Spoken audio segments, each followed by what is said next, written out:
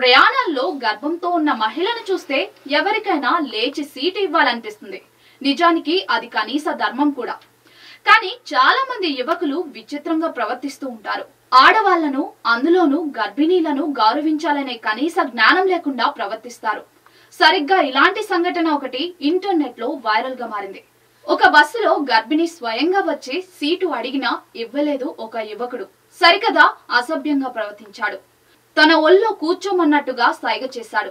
దీంతో వెనుక కూర్చున్న పెద్దాయనకు ఒళ్ళు మండింది. వీడికి తగిన బుద్ధి చెప్పాలని నిర్ణయించుకున్నాడు. ఒక క్షణం ఆలస్యం చేయకుండా వెంటనే లేచి ఆ మహిళను తన సీట్లో కూర్చోమని చెప్పి టపీమని ఆ పోరగాడి ఒళ్ళో కూర్చున్నాడు. అటు వాడి తిక్క తీరింది, లబోదిబోమన్నాడు. దీంతో ఆ మహిళతో సహా బస్సులోని వాళ్ళందరూ నవ్వుకున్నారు. ఈ ఘటనకు సంబంధించిన వీడియో వేల కొద్ది కామెంట్లు, రీషేర్లతో నెట్టింటా వైరల్ గా మారింది. తిక్క తీరింది బిడ్డకు, లేకపోతే ఏంటా యాటిట్యూడ్ అంటూ నెటిజన్లు కామెంట్స్ చేశారు. బుర్రా బుద్ధి ఉండాలి కదరా, మారండిరా అని మరికొందరు ఆగ్రహం వ్యక్తం చేశారు. ట్విట్టర్ లో షేర్ చేసిన ఈ వీడియో ఇప్పటికే 1.30 కోట్లకు పైగా వ్యూస్ ను దక్కించుకుంది.